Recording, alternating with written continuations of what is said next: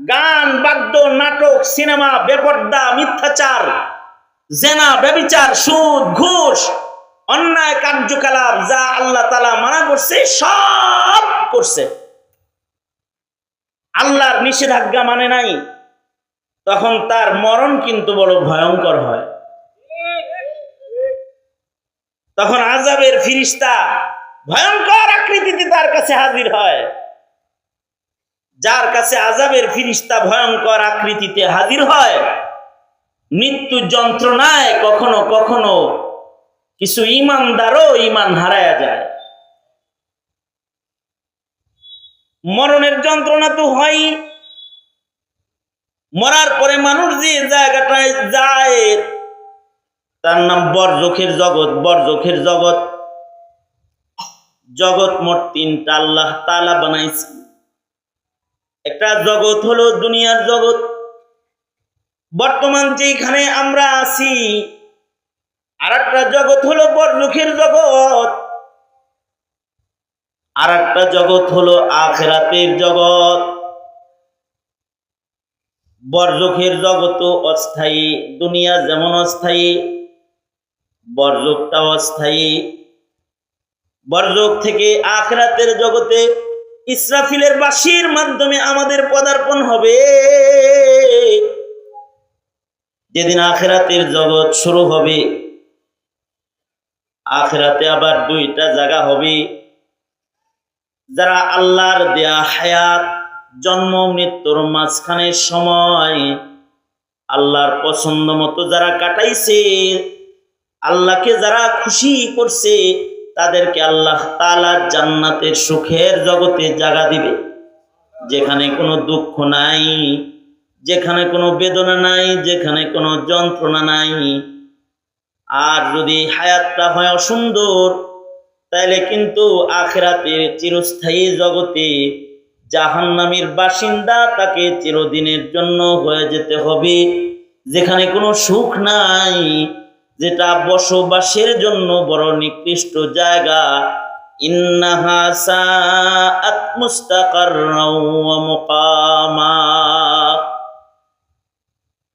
তবে দুনিয়া আর আখিরাতের মাঝখানে হাদ্দে ফাসিল, একটা ওয়েটিং রুম, আখিরাত আর দুনিয়ার মাঝখানের একটা জায়গার নাম হলো বরজখ, কবরের জগৎ।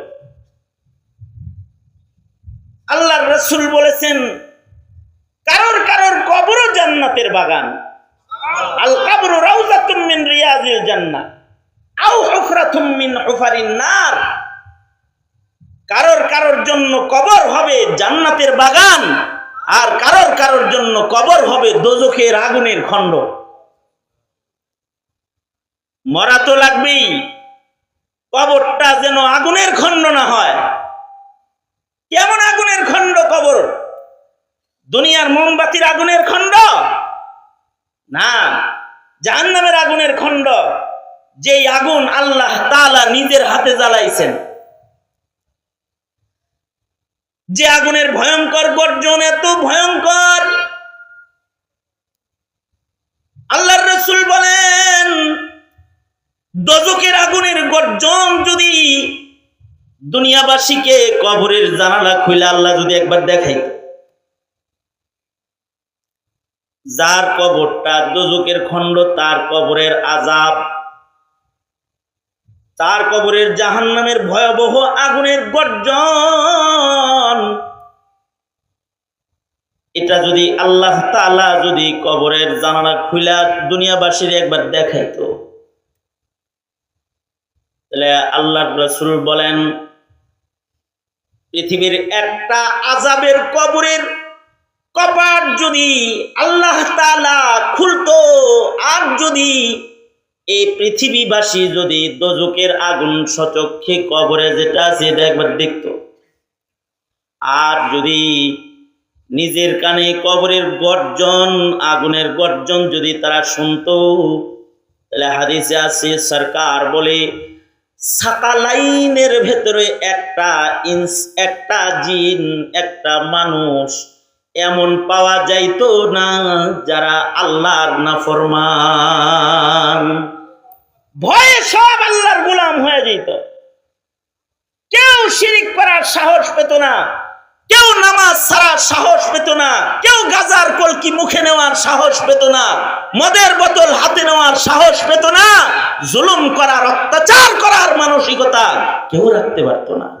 যদি খালি কবরের কপাট খুলে একটি কবরকে আল্লাহ তাআলা দেখাইয়া দিত। মনে মনে ভাবতে পারেন, এত হুজুর আমাদের পিছনে না লাগায় একটা কবর দেখাইলি হইতো, আল্লাহ একটা কবর দেখাইয়া দিত। অথবা আরেক হাদিসে আছে, কবরের ভেতরে এমন ভয়ঙ্কর ভয়ঙ্কর সাপ আছে। কবরস্থানে আছে না? এই কথা কন না কেন, আছে না? আমাদের এই গুরুস্থানের কবরের ভেতরে এমন ভয়ঙ্কর ভয়ঙ্কর আযাবের সাপ আছে, সাপ।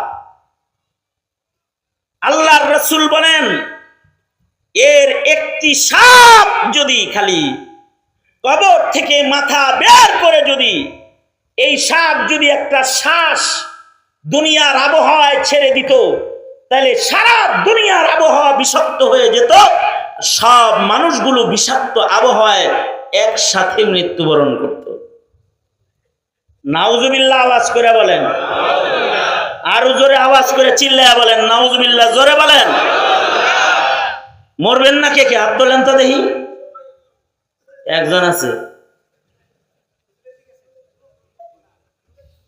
মরতে হইব তো সকলকেই। কবরে যাইব না কে কে? কবরের আযাবের দুনিয়ায় ঢুকমই না এমন কেউ আছে? হিন্দুরা আছে, আগুনে জ্বালায় দিছে, তাদের কবরের আযাবটা নেই, মনে মনে ভাবতে পারে। অথবা এই দেশের কিছু নাস্তিক, ওরা কবরে যাবে না বিধায় ওরা ওদের লাশকে মেডিকেলে দান করেছে। কেন মেডিকেলে দান করেছে? যে মেডিকেলের ছেলেরা ওদের লাশ কাটা ছিঁড়া করে করে ওরা মেডিকেল সায়েন্সের গবেষণা ওর দেহের উপরে প্রয়োগ করবে, কাফনও পরানো হবে না, কবরও দেওয়া হবে না, সওয়াবও হবে না। এইরকম একটা ভাবনা নিয়ে অনেক নাস্তিক নিজের দেহকে কবর দিতে মানা করেছে। বলুন তো, কবর জগতের হিসাব নিকাশ আল্লাহ তাআলা যে কোনো জায়গায় যেখানে তার দেহের অবশিষ্ট অংশের ঠিকানা হবে, সেখানে সব কিছুকে জড়ো করে আল্লাহ তাআলা বান্দার হিসাব নিকাশ করার ব্যাপারে সক্ষম না অক্ষম? আওয়াজ করে বলেন, সক্ষম নাকি অক্ষম? কেউ যদি নিজের পানিতে ভাসায়, আগুনে পোড়ায়, বাতাসেও উড়ায়, বলুন তো ইমানের সাথে বাতাস কার হুকুমে প্রবাহিত হয়? পানি কার হুকুমে প্রবাহিত হয়? যদি আগুনে পোড়ায় ছাই বানায়, বলুন তো এই ছাই গুলাকে মাটির সাথে কে মিশায়? এই মাটির থেকে আবার মাখলুকাত কে গজায়? ওই আল্লাহ কি কাদের মুতলক নন? তিনি কি এর উপরে কাদের, এর উপরে সক্ষম কি তিনি নন যে লুকায়া যাওয়া বান্দাটাকে বাইর করবে? অবশ্যই বান্দাকে আল্লাহর আদালতে জিজ্ঞাসাবাদ হবে। কবরে সকলকে যাইতে হবে, মরণ সকলকে বরণ করতে হবে, কবরে সকলের যাইতে হবে। তাই ও ভাই, কদমে হাত রেখে বলবো, তোমার কবরকে তুমি দোজকের খণ্ড বানায়ো না, তোমার কবরের ভেতরে তুমি আযাবের সাপ ঢুকায়ো না, তোমার কবরের ভেতরে দোজকের আগুন তুমি ঢুকায়ো না, তোমার কবরটাকে তুমি জান্নাতের বাগান বানাইবার জন্য হায়াতে মেহনত করো। কবরের বাড়িটাকে সাজাও, উপরের বাড়ি না, জমিনের উপরের বাড়ি না, জমিনের নিচের ঘর সাজাও। জমিনের উপরের ঘর যে সাজায় সে কিন্তু চালাক না। মানুষের কাছে চালাক হলো যে জমিনের উপরে বাড়ি সাজায়, দেখছ ছেলেটা দেখতে বোধায় আসিল, কিন্তু কত টাকা কামাই করছে, কি চালা, কত সুন্দর টাইলস বাড়ি বানায় গেছে কবরে। কত চতুর একটা ছেলে জন্মাইছিল, এই ছেলে কত সম্পদ করে গেছে।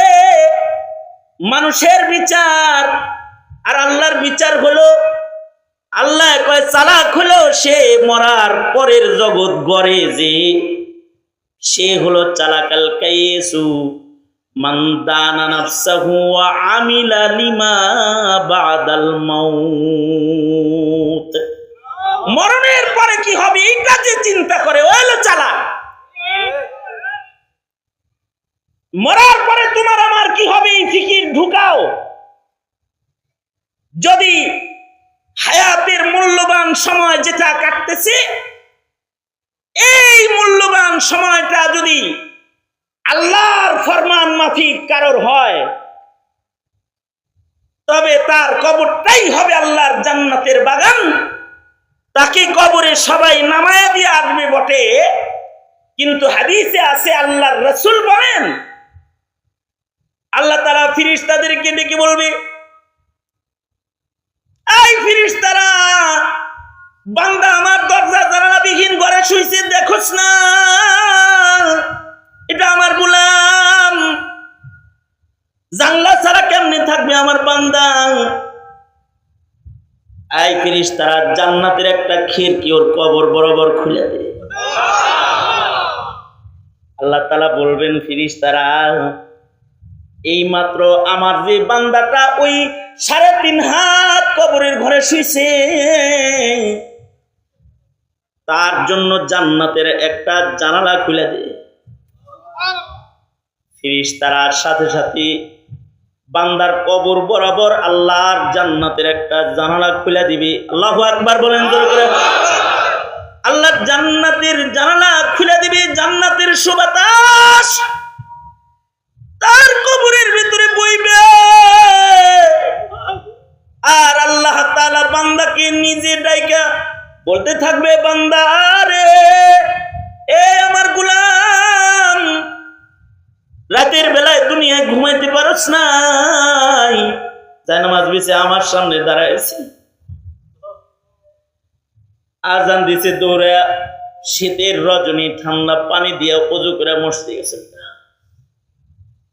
তোর আরামের একটা ঘুমও হয় নাই রে বান্দা, আজকে তুই আমার জিম্মায় পড়ছস, এখন আর কোনো চিন্তা নাই, নাম কানাউমাতিল আরুস। এই বান্দা এখন একটা বাসরের ঘুম দে, আমি একাই আছি তোকে ডাকার মতো, ইসরাফিলের বাঁশি পর্যন্ত আরামে নিদ্রা যা বান্দা, আমি ছাড়া তোকে ডাকার মতো আর কেউ নাই। আল্লাহ তাআলা বান্দাটাকে নিজে আদরের বিছানায় ঘুম পাড়তে বলবে, ফেরেশতারা বান্দাকে ঘুম পাড়ায় দিবে, এক ঘুমে ইসরাফিলের বাঁশি বেজে যাবে। যাইতে তো হইবই, থাকার তো আর উপায় নাই, যেহেতু যেতে হবে আর কবরের ঘরেই ঠিকানা হবে, আমার আপনার মরণের পরের হালতটা যেন দুঃখের না হয়, এই চিন্তা আর এই ভাবনা যারা করে, এমন একটা জীবন গঠন করবে, যেই জীবন গঠনের পরে মরণের সময় হাসন যায়, আল্লাহর জান্নাত দেখুন যায়, রবের আহ্বান শুনুন যায়, আল্লাহর জান্নাতের জানালা কবর বরাবর খুলে যায়, তাইলে হায়াতটা হইল আমার জন্য দামি, কাজে লাগার মতো হায়াত।